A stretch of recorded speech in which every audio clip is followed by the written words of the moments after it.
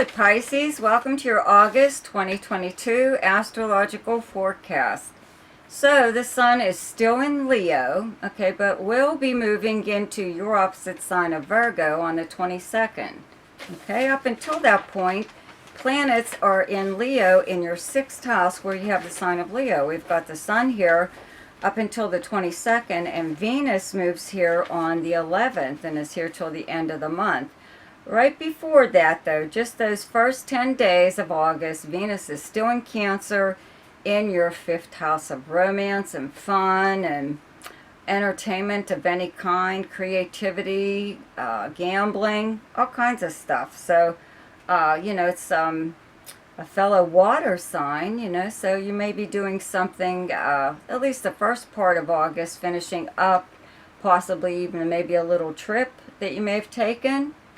Well, whatever. But after that, when Venus moves into your 6th house of the workplace and the kind of work that you do, your work schedule, the very place where you work, building or at home or wherever. It's also your house of health and your house of service, okay? So as far as the workplace goes, even if you don't do anything that is like creative as far as for work, the kind of work that you do isn't considered art or whatever, there's still something going on. When Venus is here, it does give you usually like the opportunity to spruce up your work area, beautify it in some way or other, or purchase, maybe you're put in charge of purchasing things for your workplace or whatever. But if you do anything creative, even if it's something on the side that's, possibly that you do with your own two little hands, like if you sew or paint or sculpt or whatever, anything like that, there's like a little bit of an increase in your workload just due to the fact that people are ordering from you. You're getting more orders at this time, okay, to do something that you do for like maybe a side venture or something like that. But it's something Venus related, so it's like art or beautiful, something beautiful in some way. Maybe you even do something like hair, you cut hair or color hair or whatever, on the side, or maybe you were a beauty school dropout, but you still have the skill, okay? So something like that. Business is increasing now because people are talking about you. They know that you're, whatever it is that you do really well. Okay, as far as your health goes, should be actually pretty good. There's nothing really here that's holding you back in any ways. Having Venus here, though, does make you want to eat and drink a little bit more. Very attracted to sweets at this time, just having Venus here. So you may put on maybe a pound or two, but not really a lot to worry about. This is also the house of service, and I did cover in your weekly forecast, so you'll have to listen to it there because there's more detail there than I'm going to give you here. But there is a conjunction of Mars and Uranus, and even the Moon's North Node, like on July 31st. But anyways, all this is happening in your 3rd house where you have the sign of Taurus, okay? So, like I said, listen to it there, but I would have to say that there could possibly be someone like a neighbor that is suddenly, or a sibling or a cousin, or an aunt or uncle or something like that, okay, that suddenly needs your help, okay? They could just throw themselves on you, whatever it is that, whatever they need help with, they just come running to you at this time, okay? So, usually I always say with the 6th house and this house of service that it's a 50-50 thing, that, this person needs your help, so they offer to do something for you in return. Maybe they'll even pay you But a lot of times it's just like if you do a favor for them, they're going to do one for you at the same time. So you both benefit from the arrangement, okay? This may be the one and only time that something like that doesn't occur, though, where it is a 50-50 arrangement. Someone just is in a position between a rock and a hard place, kind of, and they need your help, okay? Especially around this, there's like a full moon on the 11th, okay, in the sign of Aquarius. Where you have Aquarius in your chart is your 12th house of secrets and behind the scenes stuff, okay? So you could find out something, you know, even it could be about a sibling, you know, or a relative or something, or someone that you know fairly well, like a neighbor that you know fairly well, that you could learn that, you know, well, you could learn that maybe someone's being carted off to jail even, you know, but you could learn something about them that's, you know, pulls on your heartstrings there. They're in a bad place, or, you know, they're dealing with a lot, you know.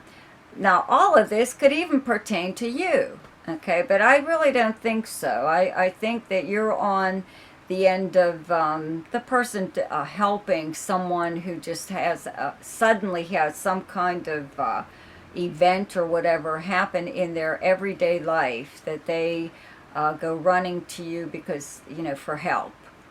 So that could happen around that full moon. And like I said, it could be a secret, though. Maybe it's something like that they don't even want to come to you about, you know, let alone having everybody else know about it. So you might want to keep that in mind, too, to keep your mouth shut.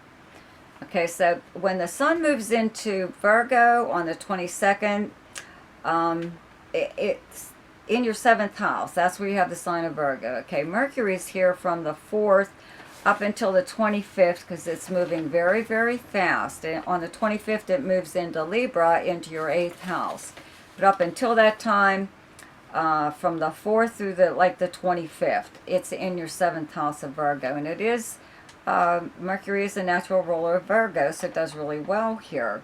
There's also a new moon on the 27th in Virgo in this 7th house of close relationships and partnerships. Okay, so you know, your attention turns here anyways at the beginning of the month, just having Mercury here. Okay, when the sun moves here, it gets even more of your attention, and it carries on over into September. Okay, so this is the time of year where you kind of like maybe, I don't know, reassess your close relationships. This is a partnership of business. So it could be a business that maybe you are in with someone else, or even wherever you work, you know. How's that going, right? Or it could be a romantic partnership, or it could be like just a close friend.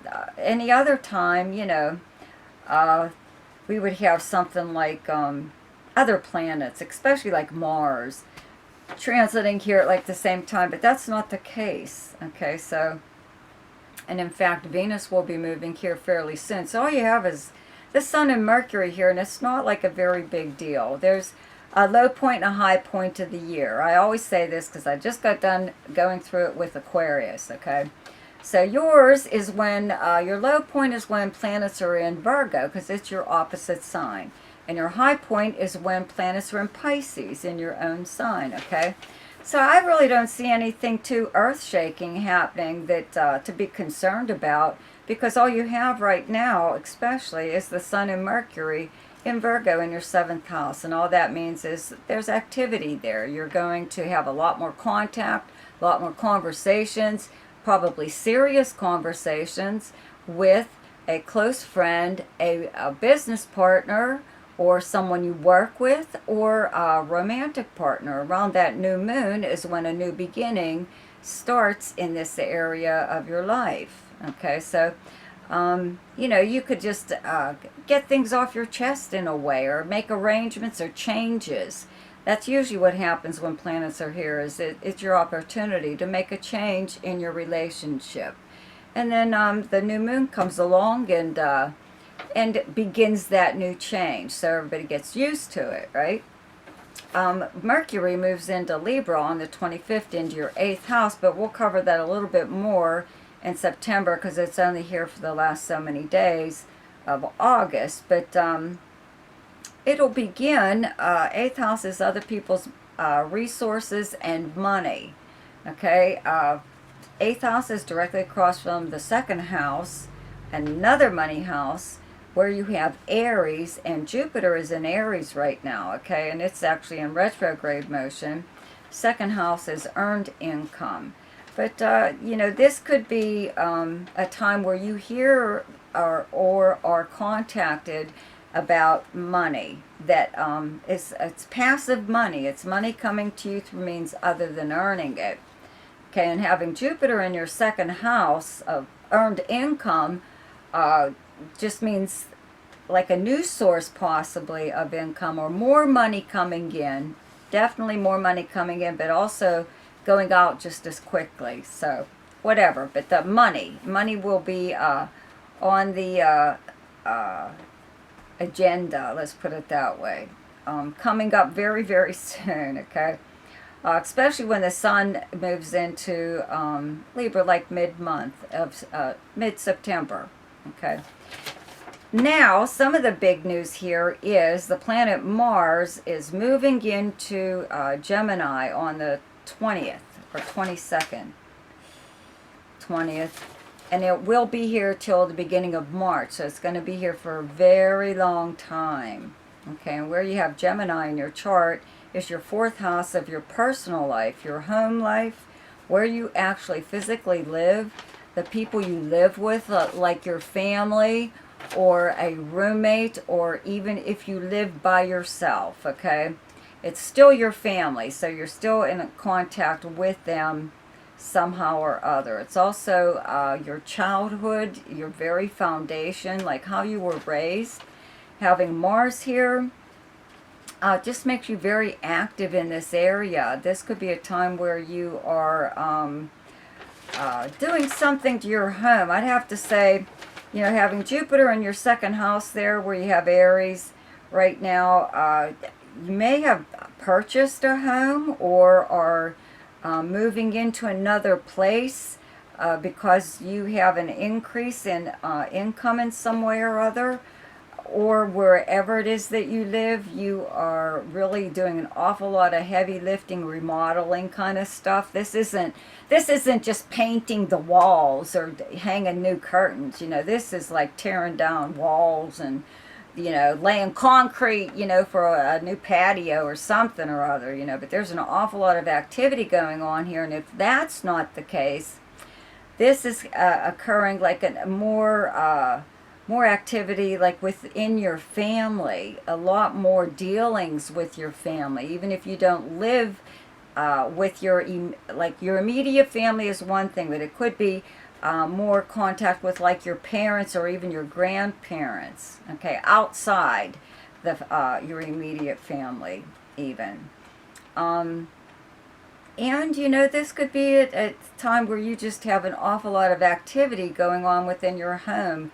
Your home may be the place to be, you know, the place to hang out, the big party place or something or other. Or you could even start, you know, if you're into like yoga or some form of exercise, maybe you're maybe even doing this online. You've got a YouTube channel, you know, or you have people coming into your home that are exercising with you. But either way, there's just an awful lot of activity going on here, okay? So I do have to mention, I'm sure I mentioned this in the weekly forecast, but the planet Uranus in Taurus in your 3rd house does go retrograde on the 24th, and that makes all of the outer planets, which is Jupiter through Pluto, in retrograde motion. Okay, and all that means is wherever that planet is transiting, whatever house it's in, the affairs of that house just slow down a little bit. Okay, but it does give you the time to review any kind of progress made in that area, or even change your mind about something. Okay, explore it a little more. Let's see here. I think that's about it. Okay, well anyways, the best time to do something each month is when the moon is in your own sign, and the moon is in Pisces on the 12th, 13th, and 14th. The best time to lay low is when the moon is in your opposite sign, and your opposite sign is Virgo, and those dates are the 27th and 28th. The best time for romance, recreation, creativity, fun, any kind of speculation or gambling, and anything to do with children is the 8th, 9th, 10th, 22nd, 23rd, and 24th. The best time for money is the 2nd, 3rd, 4th, 14th, 15th, 16th, 29th, 30th, and 31st. The best time for your career is the 6th, 7th, and 8th. And the best time for communication and travel is the 4th, 5th, 6th, 17th, 18th, 19th, and 31st. So I'd like to take this opportunity to thank my subscribers for your continued support, for liking and sharing and commenting on my videos. If you're new to my channel and you like this video, please take the time to subscribe, okay, right now, and click on that notification bell and you'll be notified each time I upload something. Also, check out the links below in my description box. There's one to my website, which you can get more information on. It is still a little bit under construction, but if you really need to know or would like to know something, it's just a lot easier to email me, and there's an email link there too. There's also a link to something called Ask Me a Question, which is for those of you who are only interested in maybe one or two things about your chart. Okay, so check out my weekly forecast, and I'll see you then. Goodbye.